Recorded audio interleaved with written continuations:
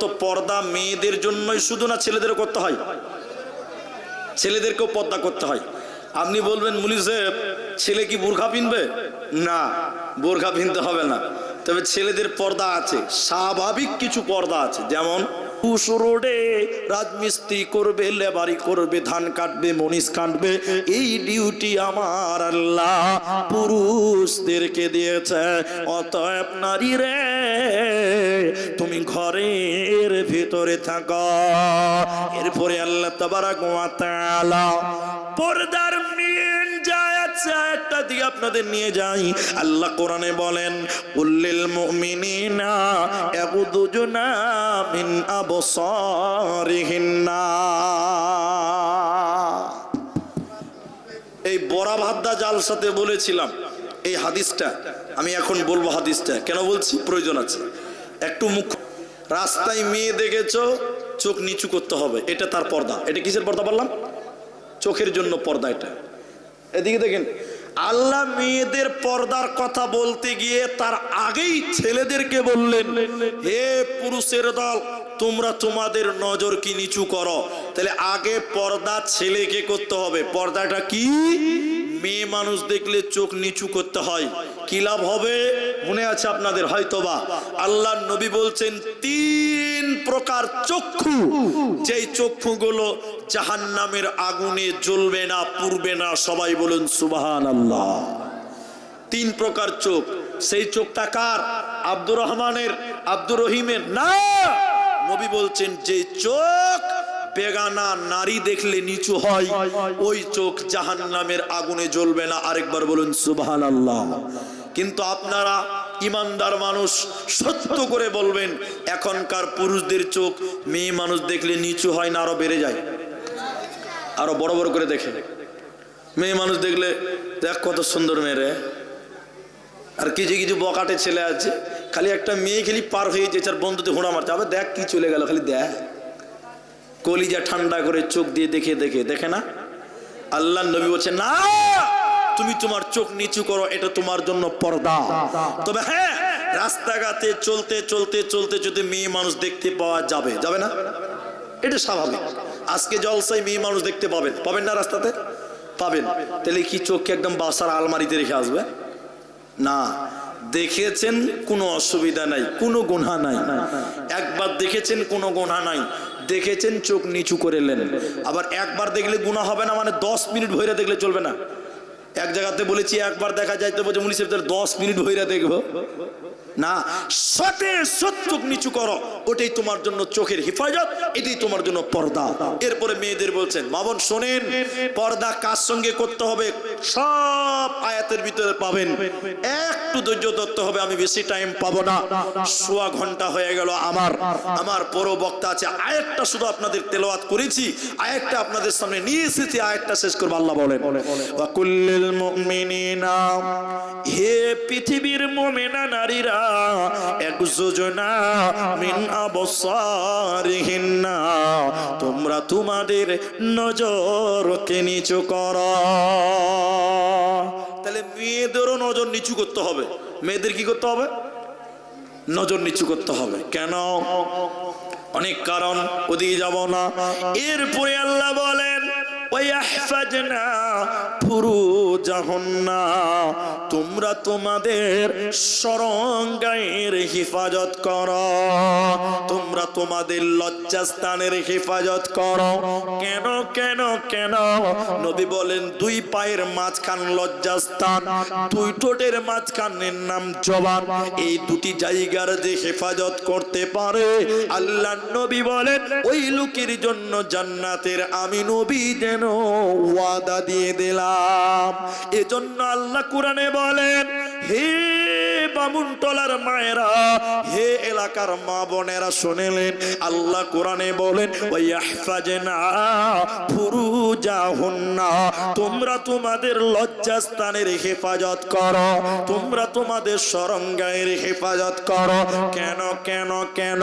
দুনিয়াতে যত আলেম, যত হাফেজ, কারি, মাওলানা, মুফতি, যত নোংরামি মানুষই হোক না কেন, মায়ের পেটে কিছুক্ষণ থেকে কয়েকটা মাস মায়ের পেটে থেকে তারপরে দুনিয়া আসতে হয়, ওই জায়গা দিয়ে আসতে হয়। এই জন্য আল্লাহ মায়েদেরকে বলেন তোমরা তোমাদের লজ্জাস্থানের হেফাজত করো, তাহলে তোমার পেটে আমি ভালো সন্তান রাখবো।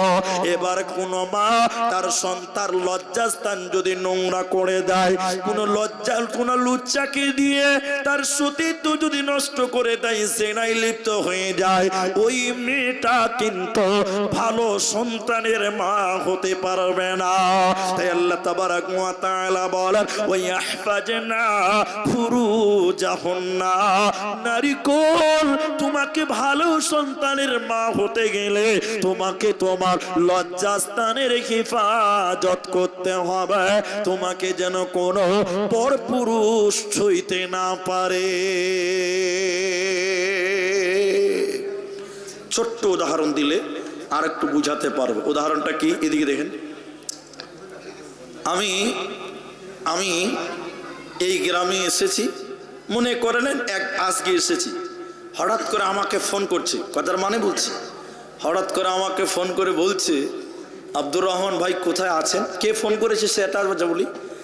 যে আমাকে ফোন করেছে মনে করলেন উনি হলেন মসজিদে কাবা, মানে হারাম শরীফের কাবা শরীফের ইমাম, কাবা শরীফের ইমাম, এটা বোঝাবার জন্য বলছি।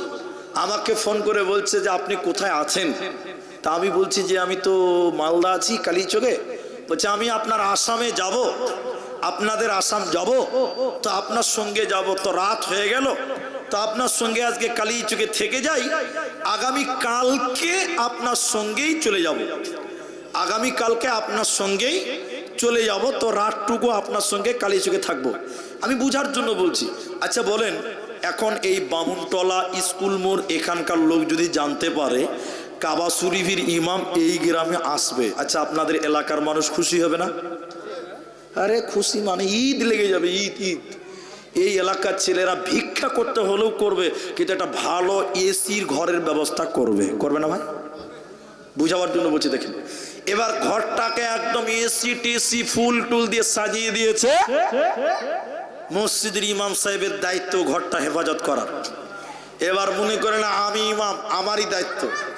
এবার আমি বললাম আমার স্ত্রীকে ঘরটাকে ব্যাপারে, এই ঘরটার হিফাজত করো, তুমি একটু দেখাশোনা করো, আমি কালিয়াচক থেকে কাবা শরীফের ইমামকে রিসিভ করে নিয়ে আসি, একটু আগিয়ে নিয়ে আসি, সম্মানীয় মানুষ তো। এবার ঘরটা সাজানো আছে, হেফাজত করতে বলে আমি কালিয়াচক গেছি ওনাকে আনার জন্য। ওনাকে এনে আমি ঘরের দরজা খুলছি, তা আমার স্ত্রী ঘরটার কি হেফাজত করবে? 5টা ছাগল আর 13টা মুরগি বেঁধে রেখে দিয়েছে। আচ্ছা বলেন এই ঘরটা তার কাবার ইমামকে রাখা যাবে? এরা বলে না যাবে। সঙ্গে সঙ্গে ডিসিশন চেঞ্জ, ঘর চেঞ্জ হবে, হবে কেউ না? আল্লাহ মায়েদের পেট, লজ্জাস্থান, সতীত্বকে সুন্দর করে সাজিয়ে দিয়েছে, সাজিয়ে দিয়ে বলেছে নারী রে, এই পেটে আল্লামা আসবে, হাফিজ আসবে, মৌলানা আসবে, মুফতি আসবে, পীর আসবে, আবদাল আসবে, নবী আসবে।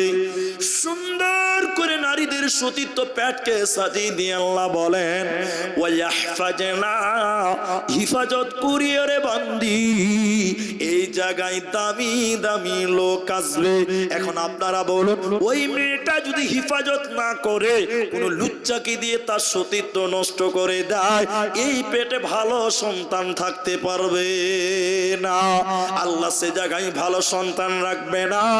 এজন্য আল্লাহ পর্দার কথা বলতে গিয়ে বলেন ওয়াহফাজনা ফুরুজাহুন্না, তোমরা তোমাদের লজ্জাস্থানের হেফাজত করো মা আমার। এরপরে আল্লাহ বলেন ওয়ালা ইউবদিনা জিনাতাহুন্না, তোমরা তোমাদের জিনাতকে ঢেকে নাও।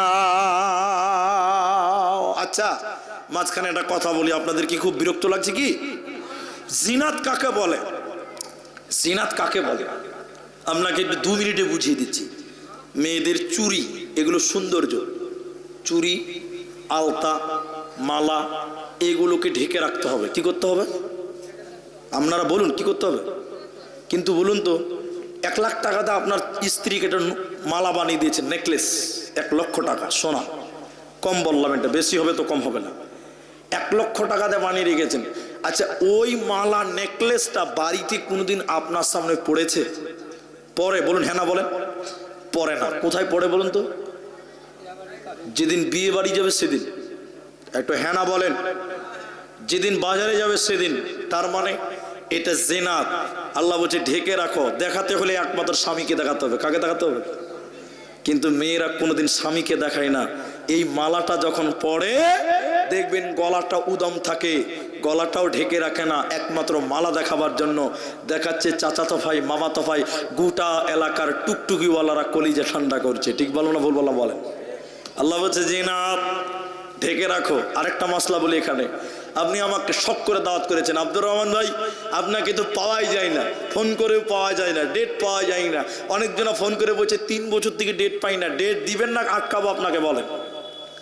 অনেক লোক বলছে। তো যেই হোক, তা আমি বলছি যে ডেট পাই না, আপনি আমাকে খুব ভালোবাসেন, তা আপনার এলাকায় এসেছে, আপনি বলছেন মুলি সাহেব এক বেলা আমার বাড়িতে একটু চা খাবেন, নাস্তা করবেন, আপনি 10 মিনিট টাইম আমার বাড়িতে বসবেন, আপনি আমাকে ভালোবাসেন বলে আপনি ডাকলেন। ভালো করে বুঝেন, আপনার বাড়িতে যে বৈঠকখানা আছে ওই জায়গাতে আমাকে বসতে দিয়েছেন, আমার জন্য নাস্তা রেডি হচ্ছে, আর বাড়ির ভিতরে আপনার স্ত্রী নূপুর পড়ে আছে। নূপুর, নূপুর বুঝেন তো? কি বলেন আপনারা? বিচ্ছা, বিচ্ছা, তোড়া বলে, বিচ্ছা বলে, জি, পায়েল বলে। তো এই যে নূপুর বা বিচ্ছা, ঝনঝন করে অনেক নূপুর বাজে, বাজে না? হ্যাঁ না বলেন। আচ্ছা, আপনার স্ত্রী পড়ে আছে, আমার জন্য নাস্তা রেডি করছে, আমি বসে আছি, আপনার স্ত্রী বারান্দাতে হাঁটছে, পায়ের ঝুনঝুনি আওয়াজ আমি আব্দুর রহমানের কানে আসছে, আসে কি না? হ্যাঁ না বলেন। আচ্ছা, আমার কাছে, আমার কানে যদি আপনার স্ত্রীর পায়ের নূপুরের আওয়াজ, বিচ্ছার আওয়াজ, চুরির ঝনঝনির আওয়াজ আমার কানে পৌঁছাই, আমি একজন পুরুষ মানুষ, আমার অন্তরে অন্য রকম একটা ফিলিংস তৈরি হবে। হবে কি হবে না বলেন? যে বলছে হবে না, কালকে তাড়াতাড়ি ডাক্তার দেখান, আপনার সমস্যা আছে। জি, আপনার সমস্যা আছে। আপনার ভিতর অন্যরকম ফিলিংস তৈরি হবে। তাহলে মেয়েরা নূপুর পড়ুক, চুরি পড়ুক, যাই পড়ুক না কেন, শালীনতা বজায় রেখে ঢেকে ঢুকে এর আওয়াজ যেন কোনো পরপুরুষের কানে না পড়ে। জোরে বলুন, চাই আছে। এরপরে আল্লাহ বলেন খুমুরিহিন্না আলা দুয়ুবিহিন্না ওয়ালা ইউবদিনা জিনাতাহুন্না। খুমুর মানে এই কলাটা, এই সাদা জায়গাটা। আল্লাহ এই জন্য মুহাদ্দিসগণ বলেন তুমি তোমার উড়নিটা, নারী রে, মারে, বেটি রে, তুমি তোমার উড়নিটাকে নাকের মুখের উপর দিয়ে বইয়ে নাও। তোমার এই কলারটা, সাদা জায়গাটা যেন পৃথিবীর কোন পরপুরুষ দেখতে না পায়। তোমার মুখ যদি কোনো পরপুরুষ দেখে, মুখ দেখবে আর চিন্তা ভাবনা করবে মুখটা এত সুন্দর, না জানি তার নিচে কত সুন্দর, না জানি তার নিচে কত সুন্দর, চিন্তা ভাবনা করবে কি করবে না? তুমি যদি তোমার মুখটাকে ঢেকে দাও, তোমাকে নিয়ে কোনো পৃথিবীর কোনো পুরুষ তোমাকে নিয়ে গবেষণা করতে পারবে না। এজন্য তুমি তোমার ওড়নিটা, তুমি তোমার চাদরটা নাকের মুখের উপর দিয়ে বইয়ে নাও, তাহলে তোমাকে নিয়ে কেউ গবেষণা করবে না, করবে না, করবে না। এবার কাদের সঙ্গে পর্দা করতে হয়, কাদের সঙ্গে পর্দা করতে হয় না? আল্লাহ তাবারাক ওয়া তাআলা কোরআনে একটা বলছে, আমি শুধু তরজমা করে বলি, ইল্লা লিবুলাতিহিন্না। এদিকে দেখেন, এদিকে দেখেন, কয়টা মেয়ে মানুষ কার সঙ্গে পর্দা করতে হবে না? যারা খাতা কলম নিয়ে এসছেন লিখে নেন, যারা মোবাইল নিয়ে এসছেন রেকর্ডিং করলেন, মা বোনেরা কার সঙ্গে পর্দা নাই? এবার আপনাদের একটা একটা করে বুঝিয়ে দিচ্ছি। দেখেন, এক, স্বামীর সঙ্গে স্ত্রীর কোনো পর্দা নাই। স্বামী স্ত্রীতে কোনো পর্দা আছে? গোটা বডি উলঙ্গ হয়ে স্বামীর সামনে দাঁড়াতে পারে, এতে কোনো গুনাহ হবে? জোরে বলেন না, থামেন না। স্বামীর সামনে কোনো পর্দা নাই, গোটা বডির কোনো পর্দা নাই। পর্দা আছে? কোনো পর্দা নাই। কিন্তু এরপরে যে পুরুষগুলোর কথা বলবে, ওই পুরুষগুলোর সঙ্গে পর্দা নাই, কিন্তু স্বামীর মতন নয়। কথা বুঝতে পারলেন কি? এবার শ্বশুরের সামনে কেউ দাঁড়ায় না, কিন্তু স্বামীর সঙ্গেও পর্দা নাই, শ্বশুরের সঙ্গেও পর্দা নাই, কিন্তু স্বামীর সঙ্গে যে পর্দা নাই ওই পর্দা শ্বশুরের সঙ্গে মিলবে না। মিলবে? কথা ভালো করে বুঝবেন। বাবার সঙ্গে দেখেন, এক নাম্বার স্বামীর সঙ্গে কোনো পর্দা নাই। এরপরে আল্লাহ বলেন স্বামীর বাপ শ্বশুরের সঙ্গে কোনো পর্দা নাই, কিন্তু শ্বশুরের সামনে মাথায় কাপড় দিয়ে কথা বলতে হবে। শ্বশুরের সামনে কি করতে হবে? মাথায় কাপড় দিতে হবে। ওদের কথা বলবেন, খিলাবেন, সব জায়েজ। শ্বশুর বৌমার সঙ্গে পর্দা নাই। হ্যাঁ, শ্বশুর যদি যুবক থাকে, যৌবন থাকে, বৌমা তুমি একাই তোমার শ্বশুরের খেদমত করিও না, তোমার পর স্বামী স্ত্রী মিলে তোমার শ্বশুরের খেদমত করো, অথবা তোমার শাশুড়িকে নিয়ে তুমি খেদমত করো। যুবক তোমার শ্বশুর, তোমার যুবক শ্বশুরের সঙ্গে একাই পার্সোনাল খিদমত করতে যাবে না। তবে শ্বশুর যদি বুড়িয়ে যায়, প্যারালাইসিস হয়ে গেছে, চোখে দেখতে পাই না, পেশাব পায়খানা লুঙ্গিতে হয়ে যায়, বৌমাকে বলা হচ্ছে বৌমা রে, তোমার শ্বশুরের লুঙ্গিটা খুলে দাও, আর একটা লুঙ্গি পরিয়ে দাও, শরীরে সাবান মাখিয়ে দাও, তেল মাখিয়ে দাও। তোমার শ্বশুর চোখে দেখতে পাই না, প্যারালাইসিস হয়ে গেছে, বুড়া। এই বুড়া শ্বশুরের সঙ্গে তোমার কোনো পর্দা নাই, ওকে তেল মাখিয়ে দাও, গোসল করিয়ে দাও, তোমার জন্য কোনো গুনাহ হবে না। এখন দেয় দেয় আল্লাহ আকবার।